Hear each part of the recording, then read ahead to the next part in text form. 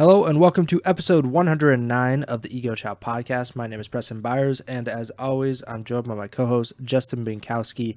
And on today's episode, we got a few OpTic matches that seem pretty notable. We have some OpTic related debate.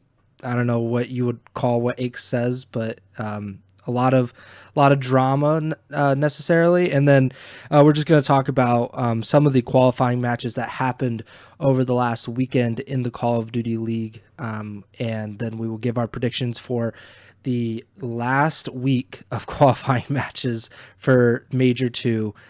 It has been 78 years since we've had a LAN in Call of Duty, it feels like, but we're finally getting there, and we will get to the final week of qualifying matches at the end of the show to give our predictions. But before we do any of that, how are you doing, Bink? I'm doing all right. Like you said, we're almost back to land, and that's the silver lining here. But we do have some juicy stuff to talk about today, so ready to hop right in. Yeah, last week we had, it felt like 95% 3-0s, and then maybe like a sprinkle of a 3-1. We started off with an actual 5-game series this past week. Friday, March 8th, started off with OpTic versus the Boston Breach. OpTic ends up winning this 3-2. It's still really impressive that Boston was able to push this not only to a Game 5, but a Game 5 round 11, so really could have went either way between these two teams. But OpTic comes out on top, as we typically expect with OpTic matches. Anything jump out to you right out of the gate with this OpTic versus Breach series? I think it is notable what you just said in terms of the S&D going to a Game 5, round 11 in the series overall, but obviously that's a very close map to end the series, and Boston won the map to S&D. That is notable when we get to the later series in OpTic, so listeners or viewers just keep that in mind when we get to the later match, because I think it's more important to play that off of each other in terms of OpTic's 2 games here. But overall, I mean, the story right now in competitive Call of Duty, and essentially the story of this series, really was just the Shotzzy show, and him having, as I believe Dashy said, was it Dashy's quote that that wasn't it. I must have put the wrong tweet in here. I think it was Dashy, though, who called it a masterclass performance out of Shotzzy in this series in particular, a 1.72 KD overall. Just absolutely ludicrous numbers, and I believe it was Dashy, by the way. Okay, I don't know why I linked the wrong tweet or whatever, but he had 103 kills in this series too, which I came to find out after the fact was when we get to a later series too, somebody had a chance to potentially break the kill record of the season so far, which is 104, set by Medals. So Shotzzy was 1 kill away from tying, 2 kills away from breaking that mark, which is something we've done on this show a while. I haven't really done it this year, keeping track of it personally, but now I'll know in my head that 104 is that mark to beat for at least a best of 5. So that was interesting. But yeah, really strong performance out of Shotzzy here. There was the one thing I noted, which was pretty interesting about the series too. Obviously, strong performance in the hard point. Map 1 with a 100-point club where Shotzzy went 27-7, and then in the control, it was another 3-2 on Invasion, but this time Boston got 0 ticks of progression on either control point in their first 2 offenses, so naturally they had offense in round 5, and they were able to capture both zones fully in the overtime to win the map. So that was kind of just super weird. But then, Shotzzy had another 30 bomb in map 4, like his 4th straight incredible hardpoint performance at this point, because in the previous week, he, against Carolina, had 37 in map 1 and 43 in map 4, so especially in hardpoint, which obviously contributes to his large kill totals and the KD overall when you're putting up numbers like that in hardpoint, which is the Search and Destroy's played twice as well, but obviously not as many kills because it's not a respawn. When you're putting up numbers like that consistently in hardpoint, it's going to lead to pretty high kill totals and just a better KD overall, most likely. So that leads into the Game 5 Round 11, which, honestly, could have gone either way. Probably a different topic across the board. We're talking about if Boston's able to come away with that one, but OpTic seal the deal and get this win to kick off the week. Yeah. Pretty incredible series, especially from Shotzzy. I feel like it would probably be better to do the is Shotzzy a superstar thing when we talk about the OpTic versus Toronto, because that's more of like a championship level match between two contenders. But an incredible series from him. And, like I've said before, despite it being a really close series going down to around 11, the best teams typically find a way to win these series no matter what, and that's what OpTic did. Unfortunate for Boston because this would have been a really big win for them, especially having come back after getting 100-point clubbed in the opening hard point, and then to win that series would have been a really strong performance, but it was not meant to be. Next match we had Atlanta versus LAT. This was not nearly as close. We had a 3-0 from Atlanta. None of these maps were particularly close. It was a 76-point win on hardpoint, a 6-0 on Karachi S&D for FaZe, and a 3-1 control win on Karachi as well for FaZe.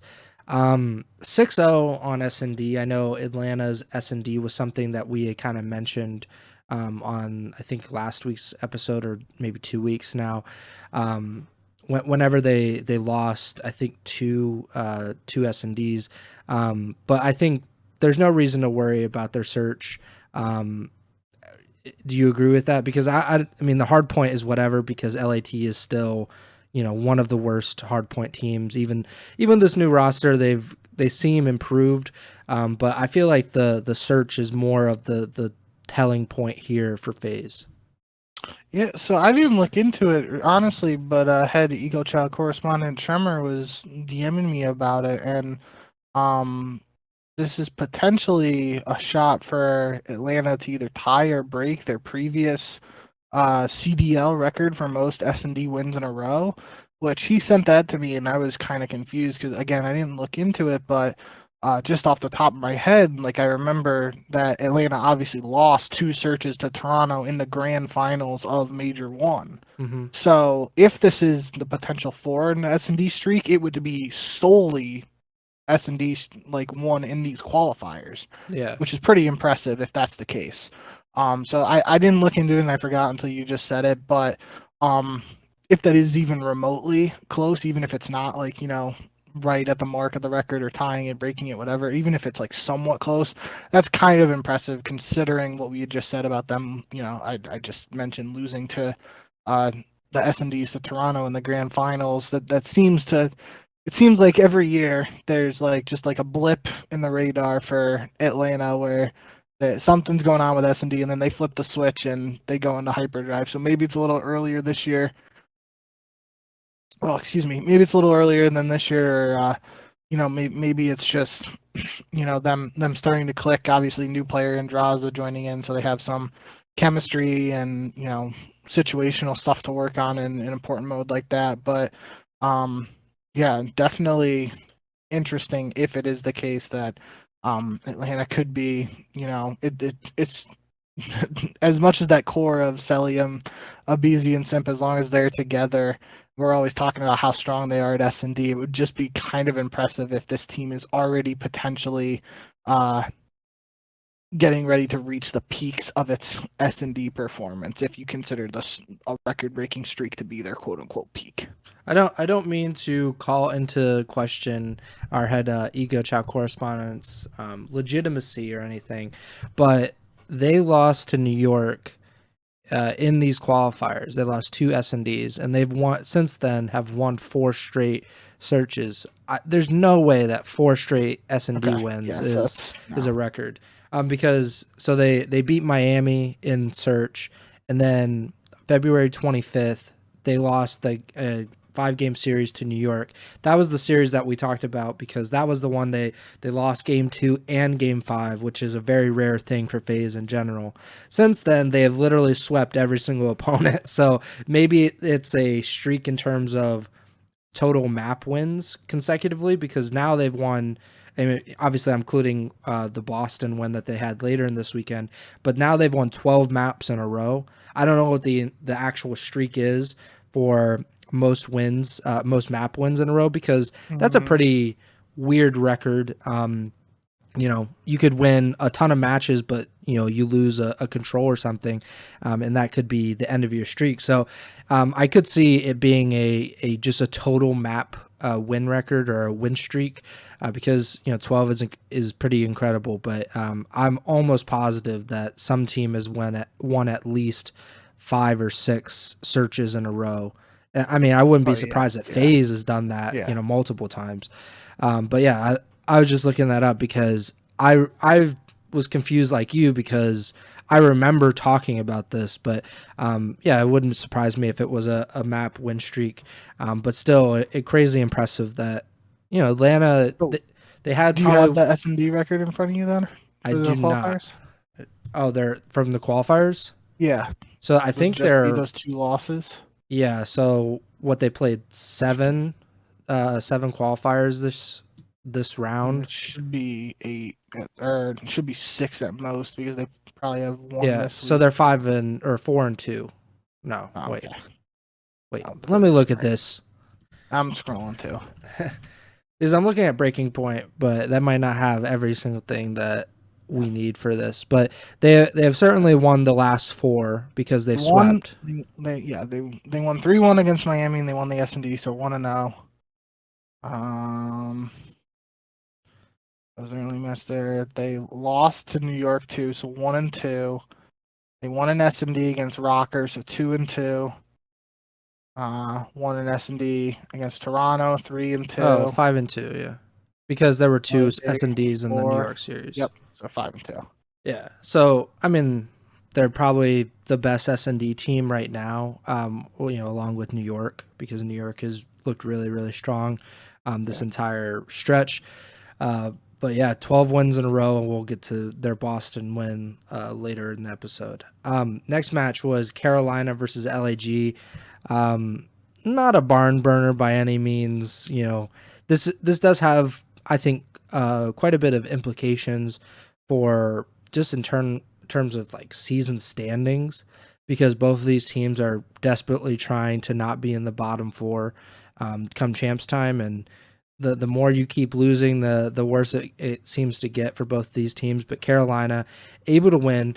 Our favorite thing to talk about, Carolina loses the search in this series, but they win all of the respawns, pretty definitively. Your thoughts now that LAG slips to 0-4 and Carolina still just winning despite not winning search? Yeah, I mean, it's just another one that seems like what we go back to. Some series, Carolina wins the respawns, loses the search, and then vice versa happens where they'll lose a series but only win the search. Still not sure what to make of them. I think we can kind of segue into LAG's next map after this too, but I'm not really sure what's going on with LAG. It feels like that's the theme for these guys at this point. Is just they had some signs of early life early on in the season, but really since then it's been downhill, and it's just a question of what they're going to do next. But Carolina, given the clump at the bottom of the standings heading into this major, this was almost a must-win for Carolina if they want to start in the winners bracket. So they took care of business in that regard. I just thought it was funny too. Gwyn had a tweet after the match. I'm not sure if he deleted it, but a Breaking Point screenshot. It just said, "GG's LAG 131. Can someone effing chow at all? All credit corners, no gunny. Holy shit! All those guys suck." And I thought that was a pretty good tweet, especially from a rookie. Maybe Clay's rubbing off on him a little too much in that regard, but that can only be a better thing for the league, especially if Gwyn's able to back it up with the numbers he's been posting on what seems like a consistent basis so far in his rookie year. So that was a good one. But yeah, I'm not really sure what's going on for LAG right now, and it obviously doesn't get much better for the following match. Yeah, they got swept by New York in the first match of Saturday. Pretty big losses too. Um, One of those weird hard points where the team didn't Yeah. get to 250, but it wasn't close either. It was the map could have ended too if New York just got off the hill. It could have Yeah. ended at like 150 to 140. I might be exaggerating on the number. It was one of those where like I was watching it and I was like, I can't believe New York is staying on the hill. Yeah. And it was almost like they just wanted to end it in 250, but there was legitimately like a point where it was on the bomb site by B Bomb on Invasion where the tank is and Yeah. ice cream and all that. And like they got like 3 or 4 down, and I think it was Skies who was in the hill. He literally could have just jumped out and the game ended, but he just stayed in it, and then they got another wave of kills, and he could have hopped out then to end it, and he didn't. And it blew my mind. It was like they just they wanted it to end it and score. They didn't want to let it go to time, which I don't think there's like a tiebreaker or anything like that. And I don't obviously think the so. position New York is in, it wouldn't really matter. But I thought that was interesting. Yeah, so they won 247 to 143 on Invasion. Then they won 6-1 on Karachi Search, 3-1 Invasion Control. I mean, obviously congratulations to New York. They're an incredible team and all of that, but this is not unexpected for them. For LAG, this, not necessarily that they're one of the worst teams in the league. I think that was kind of expected as well. But they've now lost 6 straight matches. They had a decently strong or maybe surprisingly good qualifiers for Major 1. They won 2 matches at Major 1, which is better than most people probably gave them credit for. They lost 3-2 to Minnesota to finish their major, which they were actually up 2-1 in that series and ended up losing Game 4 and Game 5 to get bounced from the major. But since then, they lost 3-1 to Vegas, 3-1 to OpTic, 3-0 to Seattle, which is not a good loss. They lost 3-1 to Carolina, like we just said, and they lost 3-0 to New York. Okay, I'll give them a pass on New York. I'll give them a pass on OpTic. Those teams are both 6-0.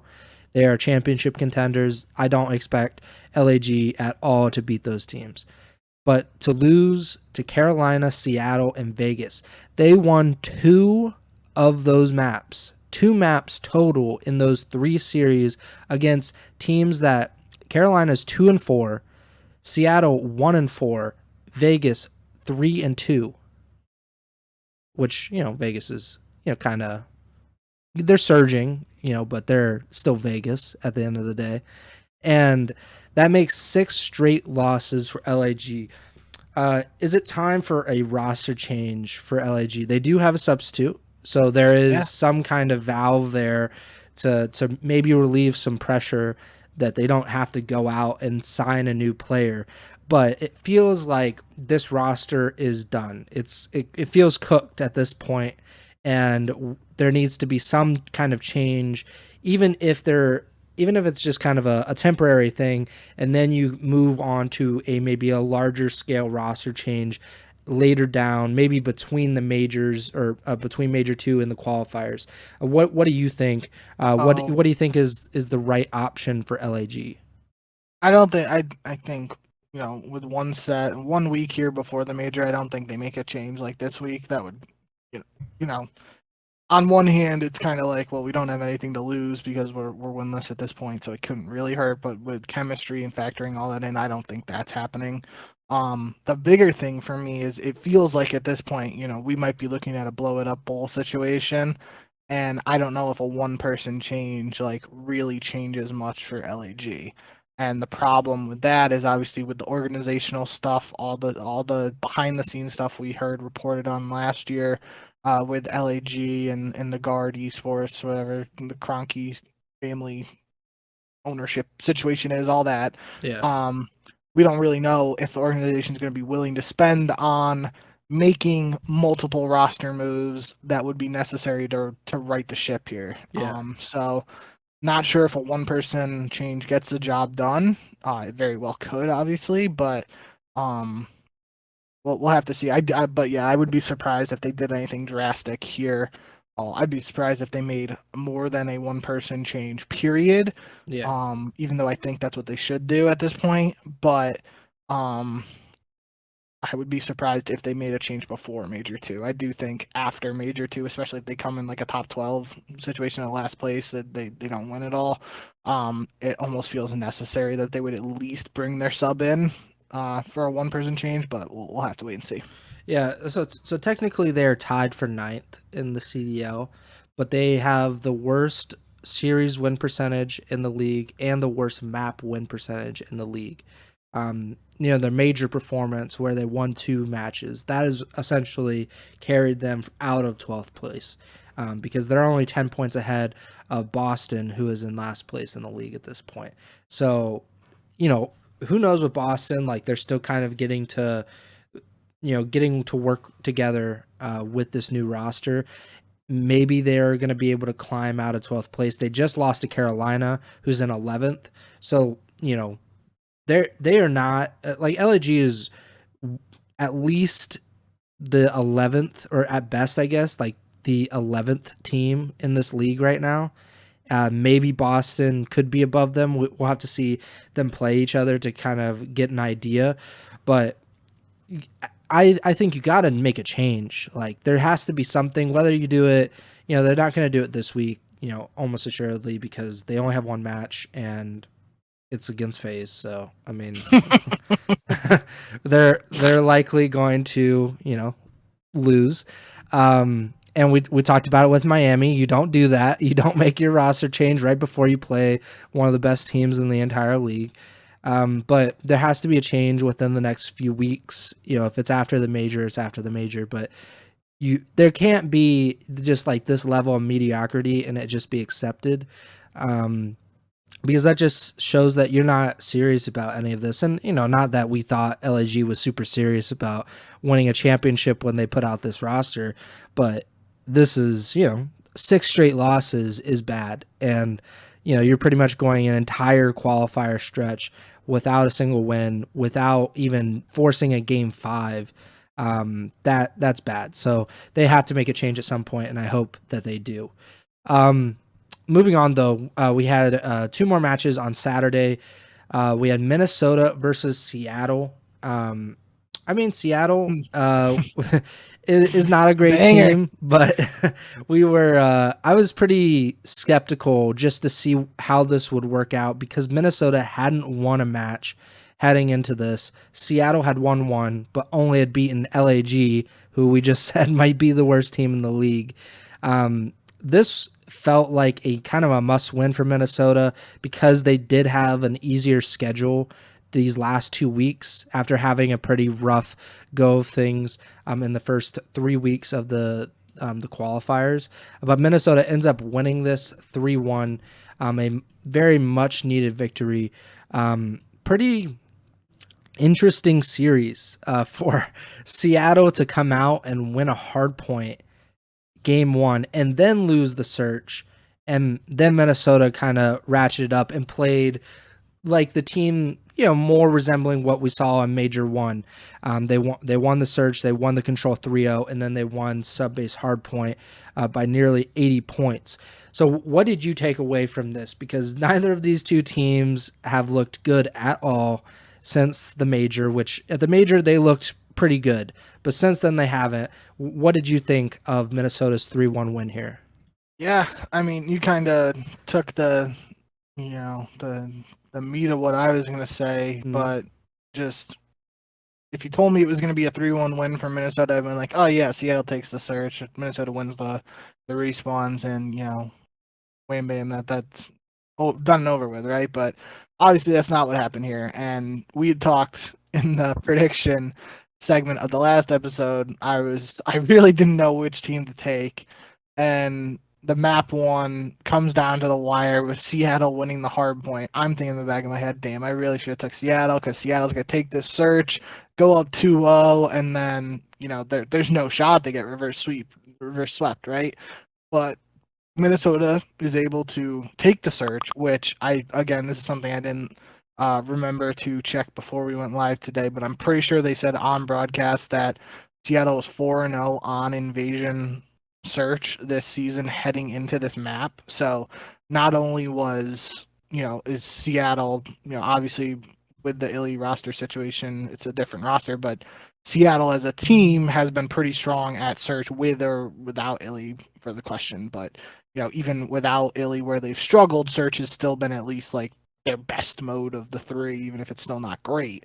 If you tell me they're undefeated on that map, obviously heading into that different circumstances without Illy, but that's still one I'm like, they're probably going to take it just based on what we've seen, but wasn't the case in this one. Minnesota takes that, use that momentum for a strong 3-0 win in the control, and they take the next hard point after that to close things out.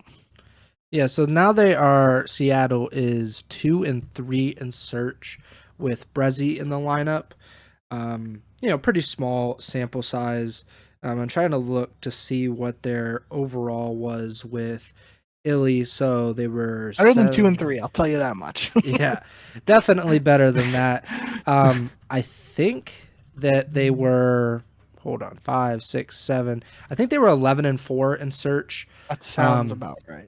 So that goes from being one of the best search teams in the league to average or below average.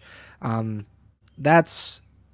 they haven't gotten any like discernibly better in hardport and control to kind of make up for that. So exactly, yeah. that's why they sit now with a 1-4 record, I believe it is, in the CDL, and that's not great. I don't know what the solution is because the Illy situation is unique. That I've never seen anything like that in competitive COD. So it's kind of hard to say just put Illy back into the lineup. I have no idea what's going on there, but they are obviously a worse team without him. Maybe with him they would have beaten Minnesota, but at this point, I wouldn't be surprised to see more roster changes for this team, at least, maybe not like after this major, but I think that we need to at least keep an eye on it at this point, especially if they end up in the losers bracket and then get bounced in the first round at the major. That feels like more of like there's going to be something happening here. But a big win for Minnesota, a pretty bad loss for Seattle. And then we move on to Atlanta versus Boston, final match of Saturday. Not a ton of surprises here. Wasn't close. Atlanta had a pretty easy, smooth weekend, all things considered. I said it before, but they've now won 12 straight maps since losing that 3-2 series to New York, which is the only loss that they've had of this qualifier stretch. Boston, they dropped to 2-4 on the in the qualifiers. Now that you've seen like a few series with ASIM in the lineup, anything jump out to you? Do you think Boston looks better, worse, more of the same after Capsule benching or release? Excuse me. Yeah, I'm not really sure. I mean, I would have to go back and look at each of the matches and compare it, but obviously they were like, did they go 2-5 in the Major 1 qualifiers? I feel like they did. That sounds yeah, they did because they're 4-10 total, so they won 2 series in Major 1 qualifiers. Yeah, so I mean it's a pretty neutral change, like in terms of affecting the win loss, right? I feel like there have been some moments from ASIM where he's shown what he's capable of.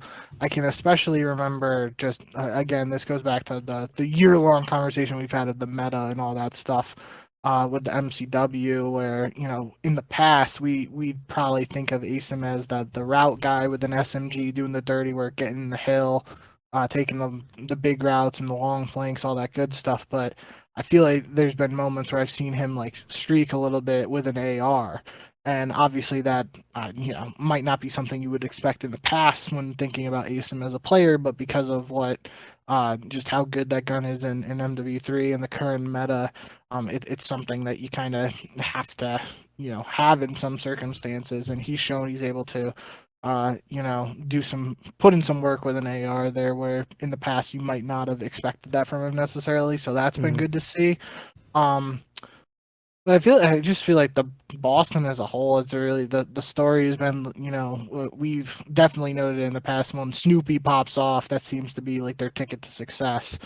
And if everyone else around him isn't popping off, then things aren't going well for the team. Even though at the major, I remember Slasher had the highest KD at the Boston major, even though it was only one series, but he had like a 1.45 or something like that, and that's his only series on land this year, and we know how much Slasher likes playing on land. So, um, yeah, I still feel like I got to see more from Boston before I can really judge them, but I don't have any major takeaways from the roster as a whole right now.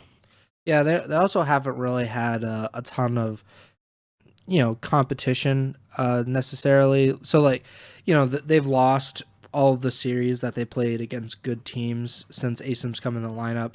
They lost 3-0 to New York and FaZe. They lost 3-2 to OpTic, obviously at the first match of this weekend. And then they lost 3-0 to Vegas, which seems kind of like, I don't know if that says more about Vegas or if it says more about Boston. And then they've beaten Minnesota 3-2, and they beat Carolina 3-1. That was the first match of the qualifiers. So it's kind of weird. They have a worse map win loss percentage in this qualifier stretch than they did in Major One. Despite if they lose this coming qualifying match, they would have the exact same record, like you mentioned, 2-5 in the qualifiers. Again, they played FaZe, they played New York, they played OpTic. Those are Yeah. 3 of the 4 best teams. That's a pretty tough schedule, but they didn't really compete against 2 of them very much. So maybe that says something. And end of the day, I mean, going back to what we were talking about, although the streak for S&D wasn't technically correct, just the map win streak for FaZe. FaZe is hot right now, no matter which way you look at it. So, um, they went 12-0 in S&D rounds this week with 2 6-0s, 2 3-0 sweeps, and they have the potential for the longest map win streak. So Easy Mac, who's a former analyst for Atlanta FaZe, says with FaZe playing LAG, if they win the hardpoint and S&D this week, they set the record for longest map win streak. Um, that's pretty impressive, regardless of who you're playing against. These are still pros Yeah. at the end of the day. Pro teams, like, you say strength of schedule and all that stuff. Like they're playing who's put in front of them, and if they're beating them in dominant fashion consecutively like that, that's still noteworthy. So, uh, would kind of be an LAG thing if LAG just came out of nowhere and prevented Atlanta from setting history there. But we'll have to wait till this week to see, I guess. Yeah. Yeah, like you said, it's kind of a strength of schedule thing. Like but it's still important, especially because they beat Toronto in this streak as well. So, Toronto is part of is 3 maps in this now 12 map win streak. Granted, some of the other teams not performing so hot, but to sweep the Ultra is no small thing. I will say too, Breaking Point literally just tweeted this 1 minute ago. A CDL duo card for Simp and Abizi. According to Breaking Point, Simp and Abizi are now the longest standing duo in terms of how long they've teamed together at 1,820 days, surpassing Scump and Crim 6, which is funny in itself, at 1,760 days. So technically they would have surpassed them, last month, but Yeah. regardless, it's still we've talked about them as a duo, and um, all the what ifs about what would happen if Abizi or Simp ever left and they went one of them went out on their own and all that stuff. But it's pretty remarkable to think about how much success they've had together, and now it's official that nobody else is been a 1-2 punch together as long as they have, and that if they stick together for the rest of their careers, which very well could be a possibility, that's a record that won't be broken probably. Yeah, I mean, it's pretty obvious that they're the best duo in COD history, like at least in my opinion. I know Yeah. Scump and Crim 6 I don't like it. That doesn't pop off to me as a duo necessarily, even though Yeah, they were no. You teammates. think of Scump and Formal. Yeah, exactly. And even for Crimsix, like I wouldn't even say any of his OpTic teammates that I'm like No, necessarily thinking. I'm thinking more like Aches, even though I would probably say Aches and TP. So that's what I would say. so it's a weird thing. Maybe that Crim says and more Karma, about maybe? Krim because he's not the most I popular think, guy at the end of his stretch with players. actually, I'm pretty sure the duo would be Crim and Clay because you got to think with the Empire winning Yeah, uh, but even then, I Schmidt don't think together. about that. But they were I literally know. I'm just trying to think of yeah, something but to it put would probably together. be because you have complexity, you have the Empire, you have even New York, that one season that Clay got benched. So, Yeah. but like each of those ended in a sour taste for Clay, literally every single one of those times. So I don't know what to say about that, but yeah, like I think of Abeezy and I think of Simp together. Obviously they're the Tiny Terrors, so they have kind of that connection as kind of a named duo, but I don't see anybody like there aren't that many teams that have won or many players that have won a world championship, and they've won two together. So like that is something pretty incredible. I'm trying to think if there's even been a pair of teammates other than I was gonna say Clay and Krim, but they didn't win two together. They just won the one with the Empire. So I think they're the only team or two teammates that have won a pair of championships, and that kind of puts them like at the very top, right? Because even Scump and Formal, they only won one each, and I mean, obviously, it's splitting hairs, but Arcides would have one with Simp and Abuzi, or would have two with yeah, Simp and each of them. Abuzi as well. Yeah. Interesting. Okay. I'll allow it. Like we'll just like RC is kind of like half in there as well. They could just be a trio and Selim gets left out in the dirt like that. But yeah, just I mean they're incredible. I've said before I think Simp is the best Call of Duty player of all time. Like, and I think regardless of when he was born and like what kind of game he started with, like if he came up like in MW2 and MW3, I think he would still be considered like the best or one of the best ever. So He's playing MW2 last year and MW3 this year. What do you mean? yeah, I hate Activision so much. But Atlanta now on a 12 map win streak. It's going to be something to watch. Like you said, they have to win two maps against LAG, the first two maps, excuse me, this coming week, and then they will own the. I think they already own it, but I think they'll re-own the map win streak in CDL history. Sunday, March 10th, we had the final three matches of the week.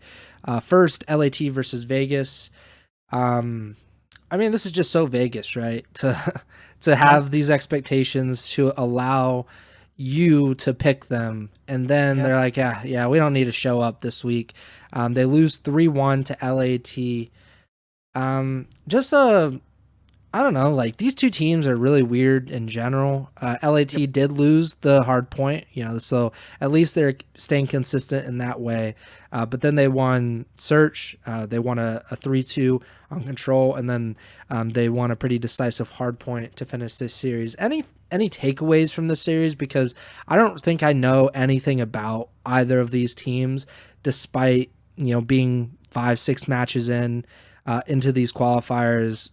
Their new rosters relative to the rest of the league, but it feels like they're pretty inconsistent, and I don't know where to like kind of power rank any of these teams at this point. Yeah. That's what I was really disappointed by Vegas, kind of like you said. It's let them I let them get my hopes up of, maybe this is the turnaround that the Paris/Vegas franchise has been looking for, and they have a very beatable opponent in LAT, and I'm thinking this is should be a win for them, but they just don't get it done, and I'm in the same boat as you. Both these teams are 3-2 with the way the lower half of the standings is shaking out in the qualifiers. Both of them are probably 3 wins is probably enough to get them in the winners bracket. Yeah, they are. But in saying that, due to how the standings are, and unless there's some wild scenario where, um, you know, some stuff happens that elevates them to like a 4 or 5 seed, they are most likely playing either FaZe, OpTic, Toronto, or New York in the first round at the major, right? Even if they're in the winners bracket. Mm-hmm. So they're going to have a very tough opponent on paper, theoretically, for a first round, even though they're starting in the winners bracket. And then we'll really get a taste of what this squad is capable of, because they'll most likely lose if they play one of those quote unquote top 4 teams, and then they'll have a losers bracket match, and then we'll have to see how they stack up there against that other, losers bracket team. So not really sure what to make of either squad right now, but Attach is frying. That's what I kind of noted earlier when I was talking about Shotzzy having 103 in the series against Boston. Heading into this series against, or heading into the map 4 of this match against LAT, Attach only needed 32 kills to tie Metals' mark of 104 this season, and that was through 3 maps with his team being down 2-1. He ends up with 98, which is, 6 away from the mark, but that's with his team losing 3 maps. Yeah. So, one of those maps turns around, he goes into an S&D needing 6 kills, he drops 8 or 10, like he's able to set that easily. And if they win a hard point, he probably has more kills in that second hard point too, if they win that one. So he's been playing well, and we've talked about that. I feel like over the last couple episodes, it seems like with this new team dynamic since Geo comes in, he's kind of, weird to think of Attach as a quote-unquote old man or a main AR, but it feels like that's the situation he's in now, right? He's got a couple of rookies around him, and Nero's in like his 3rd year, and he would quote-unquote be the next closest veteran on the squad. So it's really just attaching the boys, and he's been playing well. It's getting the other guys around him on the same page with him, and then Vegas could maybe turn things around. But definitely a disappointing loss for them, in my eyes at least here. But obviously, a situation where still not sure what to make of LAT, but they get a win that seemingly puts them in a position to be in winners bracket. So that's better than where we were looking at last time. To make people feel old, Attach won his world championship 9 years ago. So yeah, it's been a while. And granted, he was like, I think the youngest COD world champion at that point, but yeah, he's been around literally a long time at this point. But yeah, I don't know where to really put Vegas or LAT at this point. So like you said, they're almost certainly going to play a really tough first round opponent, both of them. They both clinched winners bracket spots. So 6 teams, according to COD Gamepedia, have winners bracket spots at Major 2, New York, OpTic, Atlanta, Toronto, Vegas, and LAT. That's like 2 polar bears in Texas right there. Like those are teams that are already locked in. Yeah. Oh, because wow. I think they have tiebreakers because right now those 6 teams are the only teams that have reached 3 wins. And then right now Carolina and Boston would be the final 2 teams in the winners bracket, and Seattle, Minnesota, Miami, LAG, those would be the losers bracket teams. Granted, some of these teams have 2 matches to play. Like Seattle, they could get to 3 wins theoretically, despite having a really bad start to the qualifiers. But they're Vegas and LAT, like you said, are likely going to play. I mean, if all things hold, Vegas would play Toronto round 1, and LAT would play FaZe round 1. Both of those teams beat both of the LAT and Vegas. Vegas, they lost to Toronto 3-1 in these qualifiers. LAT lost 3-0 to FaZe. So I don't really have a lot of faith, but Vegas has not been a ton of winners bracket, in the major in like the entire CDL's history. So I think that's just a win in general. But yeah, it's probably not going to go well for them in Miami, but We'll see. Speaking of Miami, though, they're definitely not doing real well this set of qualifiers. They fall to 1-5, but they still win this somehow. Yeah. They not fall, but they improve to 1-5. They finally won a Rio map, which I thought was interesting because I think they had lost every single time that they played on Rio until this point, and then they won the opening hard point on Rio. They win a search, they lose control, so Carolina staying true to form, they lose the search, and then a pretty dominant sub-base hard point win for Miami. What does it say about, I don't know what it says about Miami, but what does it say about Carolina that this team just they can't get it together? I mean I'm in a similar boat to the last match, right? This is a disappointing loss for Carolina. It's one you kind of think, probably to a lesser extent than that last match. Got to give LAT some credit after the roster change. Yeah. Obviously, they were 2-2 heading into that match. In this scenario, though, Carolina is going up against a winless team that hasn't won since making a roster change. You kind of just expect them, with somebody like Clay being the veteran leader it is, to come out and want to set the tone early and just take care of business, and seemingly isn't what happened here, obviously. So, and this is an uncharacteristic series in the sense of that kind of pattern we were talking about. Yeah, Carolina wins one map, but I can't think of very many maps recently or series for them recently where the one map they win is the control. It's usually, they win the respawns, lose the search, and then they win the series, or they lose the series but win the search and lose all the respawns. So this was a little bit weird in that sense, but regardless, just a disappointing performance out of Carolina. It's one you expect them to win, probably more than I was expecting Vegas to win that other one against LAT. So not really sure what to make of that. And, Carolina has another question mark match this week where they have a chance to beat a team that you might think they have a shot to beat, but after this performance, I don't really know if I think they're going to take them down. Yeah, man, these two teams are not good at all. I don't know what it says about LAG either, that LAG lost to Carolina and then Carolina lost to Miami, because I thought Miami might be the worst team in the league at one point.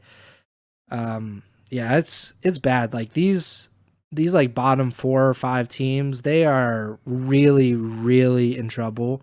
And it feels like we're gonna get to the point, in like a month or two, and we're gonna be like, yeah, that team has like absolutely no shot at making champs, and it's gonna be like we're gonna have quite a few matches to go still. I don't know. It's bad. Carolina, they've won 2 series in the qualifiers.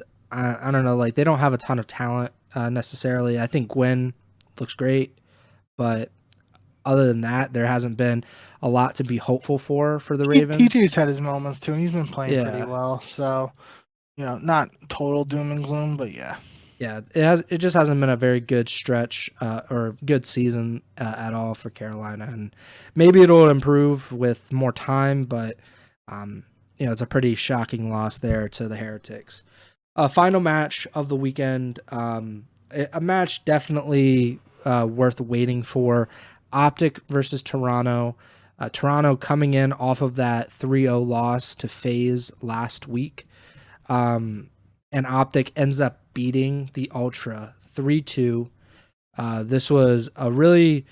even if you just look at like the map scores, it's not close. Like the closest map score would have been the opening hardpoint, 250 to 208 in favor of the Ultra, and then we get sweeps in search and control by OpTic, 6-0 on Karachi search, 3-0 on invasion control, and then a nearly 100 point hardpoint win for Toronto, and then a 6-1 terminal search win for OpTic.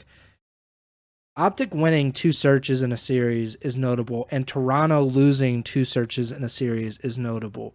Yep. What is more surprising to you there? Based on the way Toronto played at Major 1, I think you got to go with Toronto, but, it's their... I bet if we went back in history and actually took the time to look at the amount of series where OpTic has won 2 searches and the Neslo, as a lot of people in the community like to refer to it, OpTic historically have been better at the respawns and have much more series where they win 3-1 because they win 2-3 respawns and lose the search. So that was definitely notable, but this goes back to what I said at the very beginning of the show. With OpTic winning the 2 searches here, not only winning the 2 searches, but winning them 12-1 round count, Toronto literally only winning 1 round in the searches. This comes after OpTic lost the map of search to Boston and went round 11 with Boston. Mm-hmm. So that's just has me really confused about where Toronto stands right now in terms of their search. And obviously it's 2 straight losses for them, but it's not like 2 straight losses to LAG or Carolina or bottom teams. It's 2 straight losses to 2 really good teams. So that's not the concern, but the concern of how competitive these searches were against OpTic, who you don't necessarily think of as the most competitive search team, is a little concerning to me. The other thing that is more interesting too is that in that loss to Atlanta, where Atlanta beat Toronto, that went to a round 11 in the search. So technically, Toronto won, not even technically, it's just factual. Toronto won more rounds of search against Atlanta than OpTic in 1 map against Atlanta than 2 maps against OpTic, which is just weird to think about. So I'm not really sure what's going on. My gut has me thinking like Toronto just might be in this situation with the online stuff, because obviously they're playing from Toronto and OpTic would be playing from Texas, so it might be like some ping stuff going on, but obviously I don't want to make excuses or anything like that. I just, it's something that I feel like needs to be said, whether it's true or not and having any effect or not. But yeah, I mean we had this in the major 1 qualifiers with Toronto losing to Boston before the holiday break, or was it right after the holiday break? I don't remember. I think it was right before. Yeah, we were kind of like, what the heck's going on? And then obviously Toronto goes on their nasty run at the major on land. It's like, oh, doesn't matter. They're gross. So,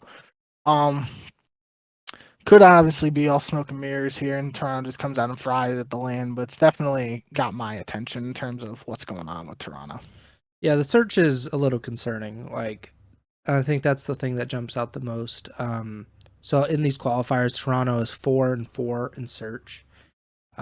And on the season, they are 8, 9, 13, and 7, I think.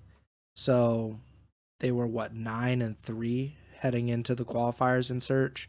And now they've been 500, and lately it's been even worse. They've lost 4 of their last 5 search maps in these qualifiers. Granted, there is the potential caveat of it being online, things kind of being inconsistent in general, but they were 6-0'd by the Vegas Legion in search. Then they had that round 11 loss to Atlanta, and then like you said, they lost 12-1 to OpTic across these 2 series or these 2 maps in this series. So what's that? 18, not a good, like they are, really getting smoked in these searches as well.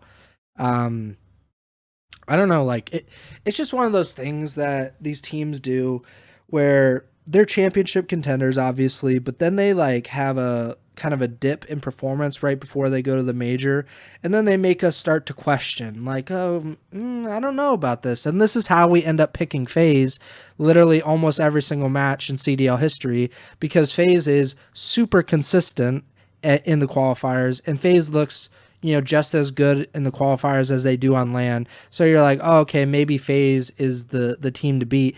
But like Toronto absolutely obliterated FaZe like when they needed to at the major. Like they beat them twice and in an extended series.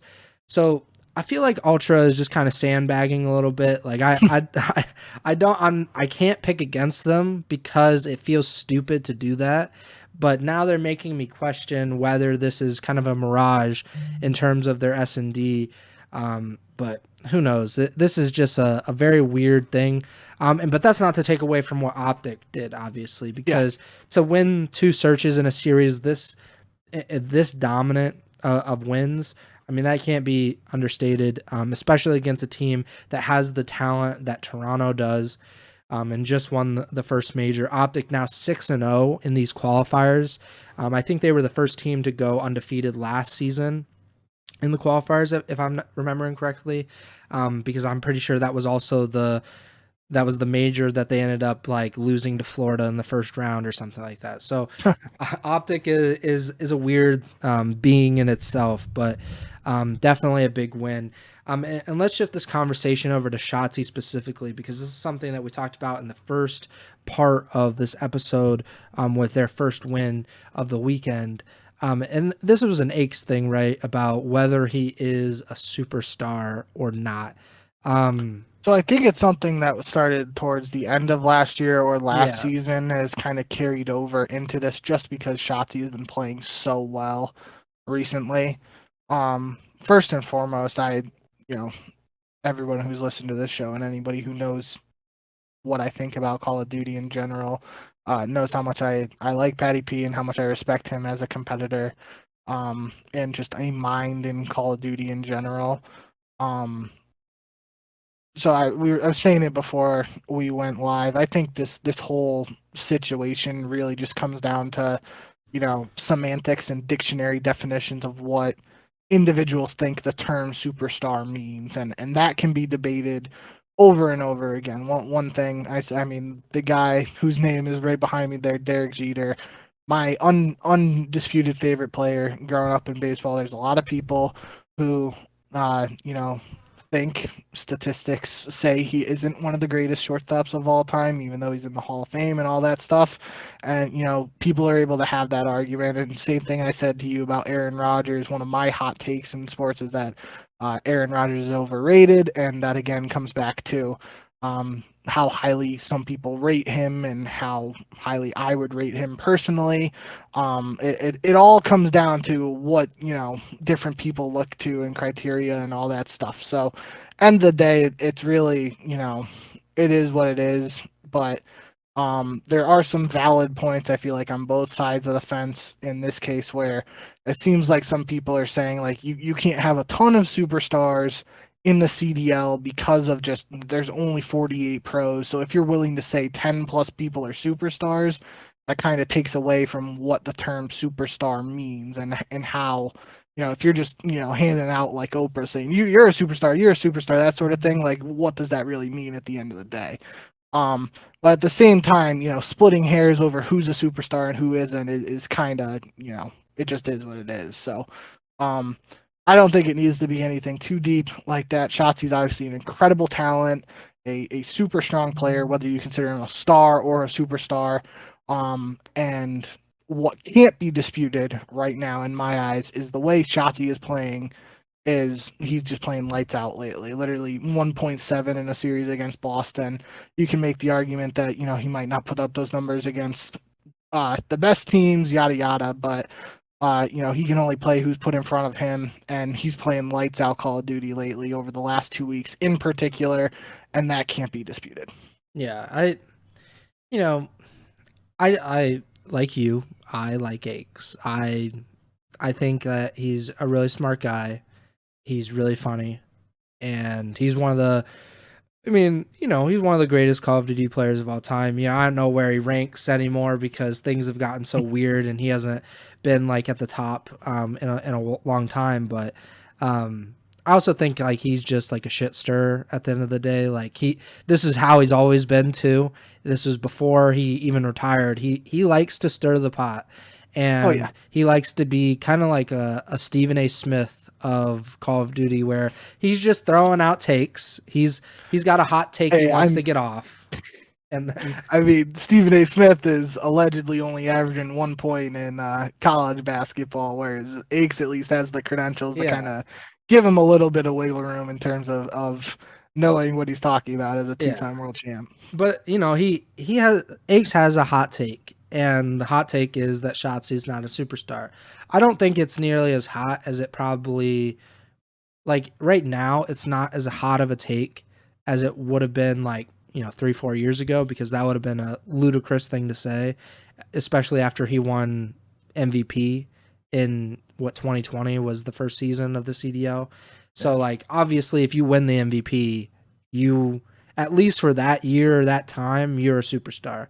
Um but I also just think like he's playing with a lot more talented, more kill heavy players now than he was back then. Um, Obviously, it was also a 5-man team when he won his MVP, so that also changes things. But Clayster and Crimsix were nearing the end of their careers, were not as slay heavy as they were, when they were in their primes. I would never say that Illy is like, of the most incredible slayer. That's not really his like strong suit. Like he can drop some big kill games, but Search has obviously been like his strongest part of his game, like his entire career. And then Hook, Hook at one point would also drop, big kill numbers, but like I feel like Shotzzy was just set up to have these incredible numbers that people are like, holy crap, what's going on here? And he's kind of just taken a back seat, not because like he's worse off or he's not as talented as he was then. I just think you have Pred, you have Dashy, you have Kenny. Those guys have to get kills. Like that's kind of their thing. Kenny less so, but Pred and Dashy can drop 30, 40 kills on a map if their team needs it. So for me, I'm not. I don't know, like the superstar thing. I never really thought about it in terms of kind of how many people can be labeled a superstar, and before it gets diluted and then it starts losing its meaning. Because I obviously watch a lot of the NBA. That's the sport I follow the most, and there are a lot of people that are called superstars, but then you're like, is he a superstar? Is he just a star? Is he just like a starter? Like he's a good player? What kind of goes into that? But I think that's probably the strongest point, is that there are only 48 players at a given time in the CDL. And if you make 12 of them a superstar, that's a quarter of the league. Does it make sense to call each of them a superstar? Probably not. But I also just think like part of what goes into being a superstar is how popular you are, how much impact you have on the game, on the league, on the popularity of the competition. And Shotzzy is undoubtedly one of the most popular players in the entire league. He might be now the most popular player in the league now that Scump is gone. I think actually he is undoubtedly the most popular player in the league at this point. So like, I say Dashy, but obviously it's an OpTic thing. Yeah. Yeah, like it. I just think like it's a weird thing. Do you think like he is a superstar, or would you lean toward Aikes's kind of, he's a good player. He could be a great player at times. I kind of want to get your definitive opinion, I guess, on this. I don't think I can give a definitive answer one way or the other. I think you made the good point about popularity, and one thing I was watching a Tack Rab video before this, so shout out Tactical Rab.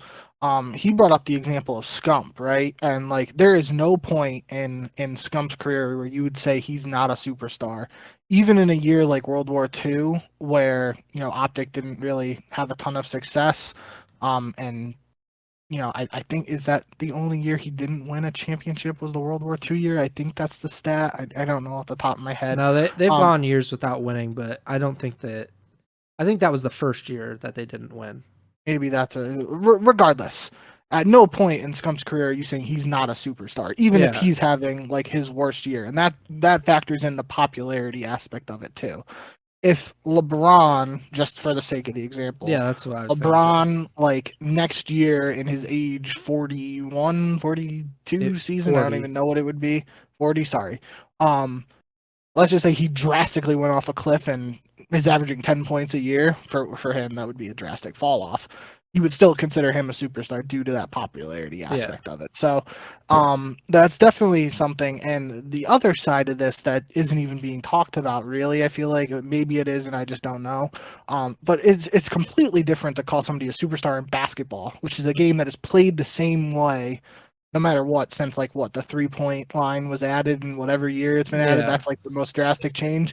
Call of Duty is literally a different game every single year.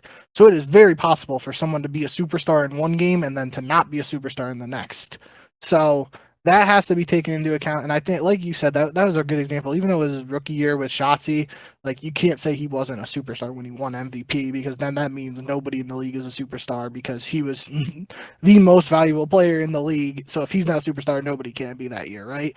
So it's tough. And I think coming off of a year last year where OpTic, the green wall didn't have the success that the green wall so craves, you can maybe make the argument that OpTic, or that he's not a superstar, but he's still, at the end of the day, he's like the face. Him and Dashy are the faces of OpTic now in the place where Scump was before.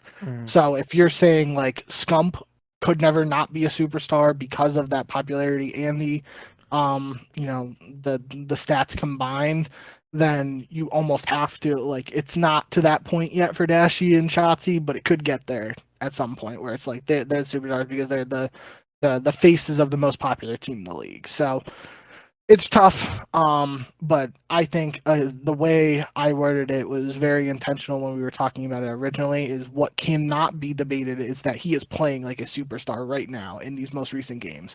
And I know it's online series, and some of those series are against not great teams, but even this series against Toronto, he drops a 1.14 against the defending major champions. Again, I know it's online and on all that stuff, but that's a strong performance, and he's been playing very well lately. So if he keeps it up, I think it's unquestioned that he'll be in that superstar consideration for almost anybody, especially if, who knows, if OpTic wins Major 2. I think that kind of puts this whole thing to rest, unless somehow OpTic win Major 2 and he drops like a 0.6, which I don't see happening, but who knows at this point.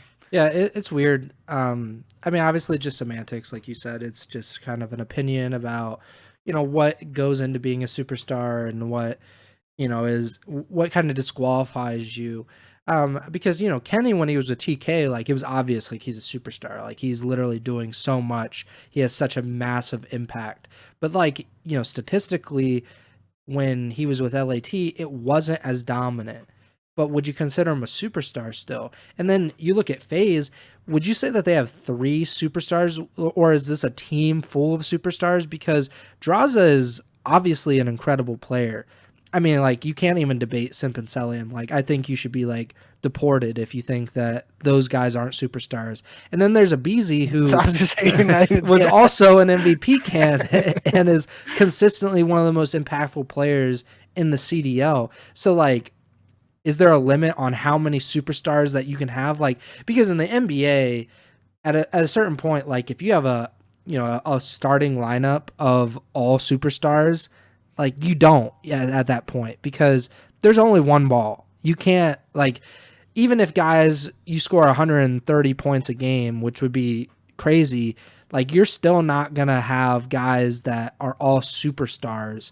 Maybe at some point, like the KD Warriors, like where you're like, this is kind of crazy that they have this many players. But even then, guys take smaller roles to kind of accommodate other players. And I think that's what Shotzzy is doing here. I mean, they brought in Pred and Kenny. Pred and Kenny are 2 of the best Call of Duty players in the world. There's no reason for Shotzzy to be like, no, I got to drop a 1.4 KD like every series. Like this is like, that makes him a bad teammate. And like that could disqualify him from being a superstar, is that he doesn't care about winning. But I don't believe that at all. Like there are legitimate criticisms of OpTic and Shotzzy in general, just because, they haven't been able to get over the hump. They haven't been able to win a championship. Like Shotzzy, since that 2020 season, hasn't been there. But at the same time, like that was also a criticism of Scump his entire career. Scump was undoubtedly one of, if not the best Call of Duty player, like almost every single year. and he didn't win a championship until IW, which was like closer to the end of his career than the beginning of it. So I don't know, like the superstar thing, like I think the LeBron thing is a good thing because I see so many similarities between LeBron and Scump. Like obviously the King thing is kind of a complete tie-in, but LeBron has consistently been criticized for not winning enough. But the same thing could also be said about Scump. He only won one championship, whereas you look at some of these other guys, they have 2-3 championships under their belt now. But Scump is always considered one of the best Call of Duty players, and for good reason, because he was consistently incredibly talented. Even at the end of his career, he was like, holy crap, like this guy can really play. And that's not the case for a lot of guys that get into like their late 20s and start to have families and get engaged and all that stuff. He consistently was one of the best players. So for Shotzzy, I think he's a superstar just because he's the face of the league, or one of the faces of the league, and he's consistently one of the better players in the league in terms, at least statistically. Like right now, I think he's got the 12th highest KD, so he's like in the top 25% in terms of KD. In terms of Slayer rating, according to Breaking Point, he's 6th in the league. I will say Gwen is kind of like right there with him, and maybe that says a lot about Gwen as well. But yeah, I like if you look at kind of who would be considered a superstar, I think Celium, easy. Scrap, easy. Simp, easy. Hydra. Is Skies a superstar? Because he's 5th in KD, and he obviously won a world championship last year. He was probably the best player on Florida for pretty much like their entire existence, until he left, obviously. Would you consider Attach a superstar? Because he hasn't had the success as some of these other guys, other than, obviously being a world champion earlier in his career. But like in terms of team success, he hasn't had a lot. But he was a first team All-Star, whatever, 2-3 years ago, despite Minnesota being pretty bad. Is Pred a superstar? Is Dashy? Is OpTic full of superstars? Again, that comes to like, can 100% of your team be a superstar? That I don't know, like that to me seems like a weird thing. But yeah, that's kind of where we leave it. I don't know if you had any lasting thoughts on this.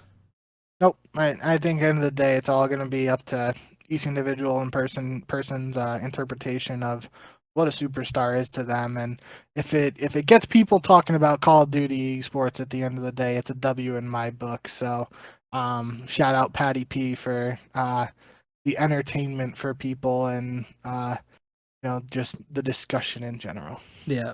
Doug Sensor Martin, definitively a superstar for sure. Our pick'em for so obviously we only have 1 week of qualifiers left for Major 2. This past week we were both undefeated going into Sunday. And then Sunday happened and we were not undefeated anymore. You got all 3 of them wrong on Sunday. I got the last 2 wrong. Vegas, Carolina, Toronto, they backstabbed you. Carolina and Toronto, they backstabbed me. So at least we can share in that. In total, you are 61-33 on the year in the pick'em. I'm 66-28, and Tremor, as always, is winless at 0-1. The schedule for the upcoming week. Let's go through our predictions here. Seattle versus Vegas to start it off. We are starting with the pinnacle of Call of Duty action. This entire day, just like put it in. It's the best. So Seattle versus Vegas. I'm gonna go with Vegas. Seattle just can't win most of these game modes, so I'm gonna go with the Legion. I really didn't want to go with Vegas after they let me down last week, but I can't pick Seattle right now, so I got to go with Vegas. That's kind of how I feel with this next match. LAG versus LAT. We need to slow down a little bit here, though, because LAT has lost almost every single matchup against LAG, including earlier this season. I'm still going to go with LAT, but we're going to have an intervention if LAG wins this match. Yep.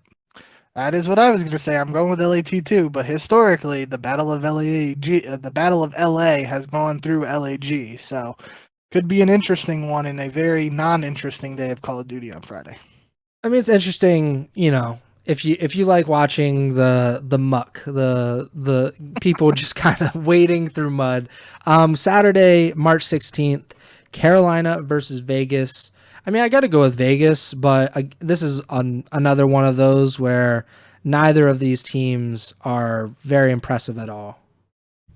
Yeah, that's where my head's at too. After both of these teams lose to winnable opponents on last Sunday, I really don't know who to go with, but I'm going to go with Vegas.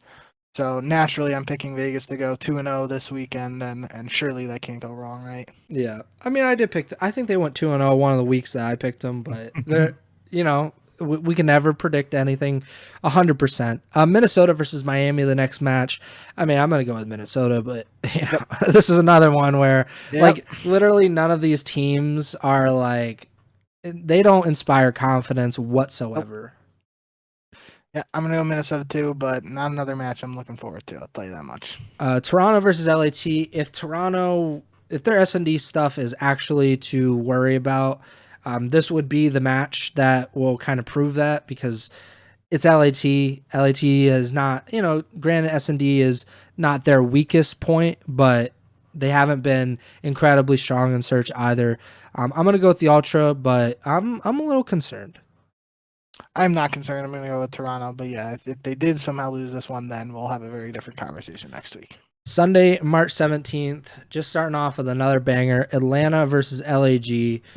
I don't know. Maybe FaZe can pull it off. I'm going to go with Atlanta. I'm in the upset. Yeah, I'll go out on a limb too and pick Atlanta here. Seattle versus Boston. I mean, this is like, this might be one of the worst weeks in Call of Duty League history, in all honesty. Yeah. Like, somehow the CDL scheduled all of the teams that have won one or two wins or have won one or two matches in these qualifiers against each other. I'll go with Seattle just to be different. Ooh. I don't think I'm right, but I just don't want to go like the entire way by picking the same thing. But maybe that'll be different in the last match. Yeah, I'll go with Boston here, but yeah, with this last match, I wasn't letting it go complete chalk the whole week. So if you want to go with Boston for this one, you can if you want. It's fine. I got a little bit of lead, so I can be kind of. Oh, we're getting cocky now. OpTic versus New York to finish out the week. So at least we have one match where it can be like, okay, that's something that I actually want to view. It only takes 7 matches to get to a banger, but we got a banger. There's a reason to turn on the CDL YouTube channel at some point this weekend, and it'll be the last match. OpTic versus New York, both teams undefeated in the qualifiers. The winner will be the number 1 seed at Major 1. I'm going to go with OpTic, but this is about as confident as I am with something like, LAG versus LAT. It's kind of like, it could go either way, but I'm very much looking forward to this match. Yeah, I am too. I'm going to go with New York. I think no matter what, I would be disappointed if this is a 3-0 for either team. I think this should be a very hard-fought series, and I think it will set up nicely. I think next week's episode, which will obviously recap these matches we just predicted, and then preview the major the following week, I think we're going to fly through those first 7 matches. We'll get to this one and hopefully have a lot to talk about, and then that'll set us up nicely for the bracket preview of Major 2. Yep. That does it for the pick'em. Let me bring up the standings real quick.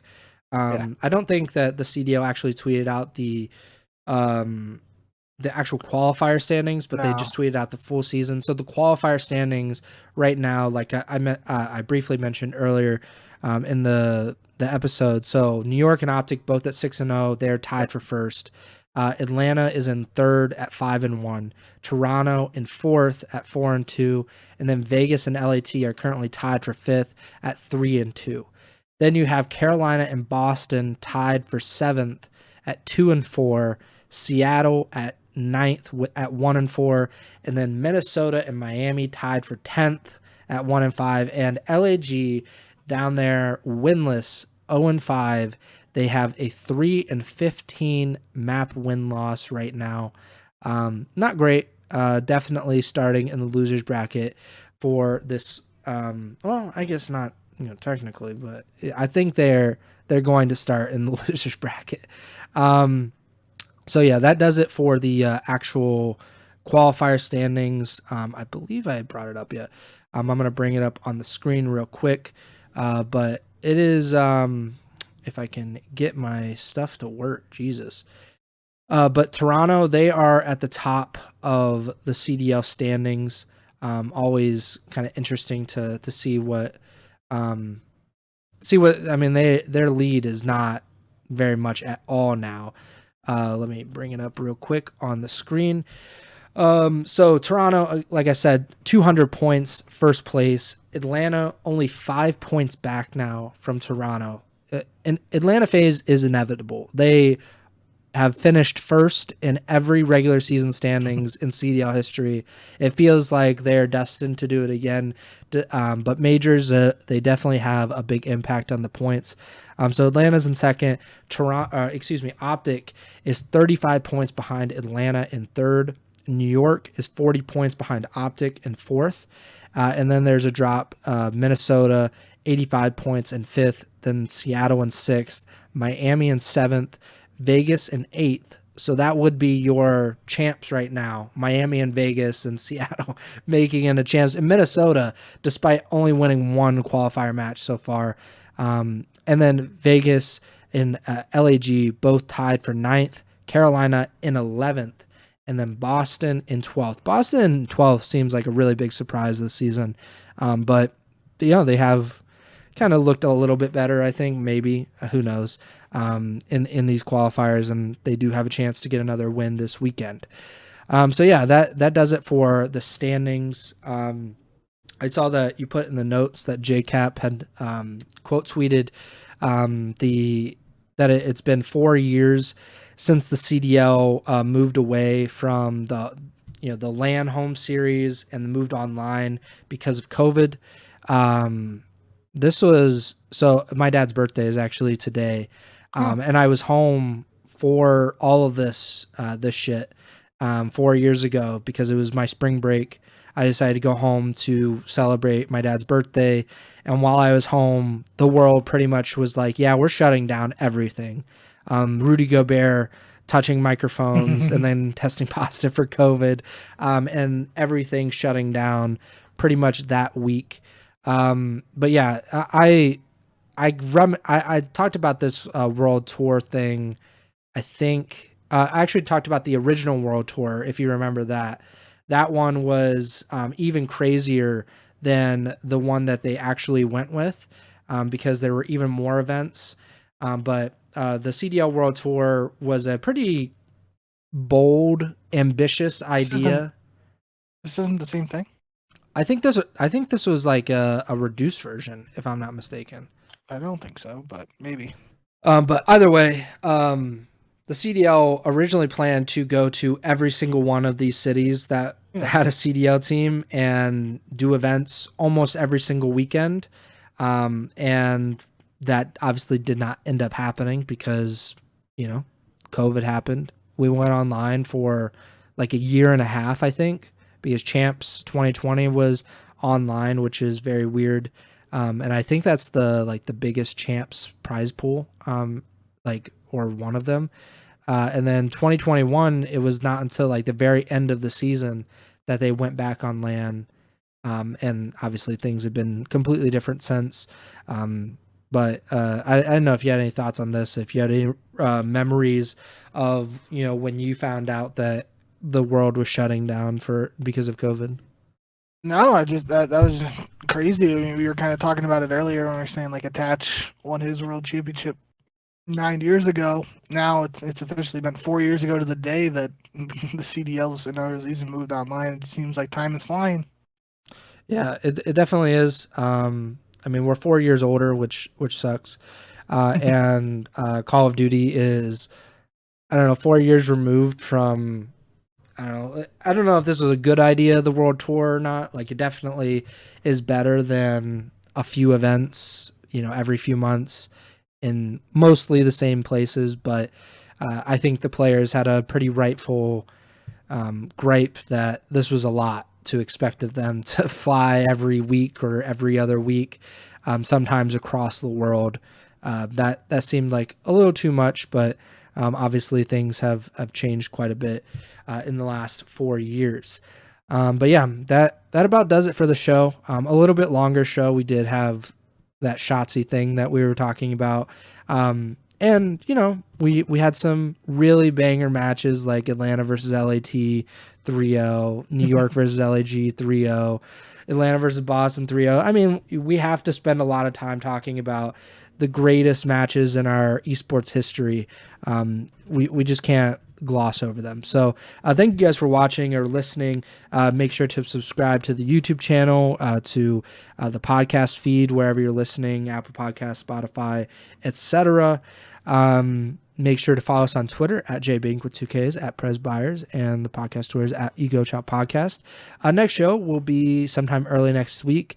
Hoping to kind of nail this down onto like a Sunday night live show, and then have the podcast upload on Monday morning. But obviously playing it by ear, and we'll let you know if we nail it down and start doing that on a consistent basis.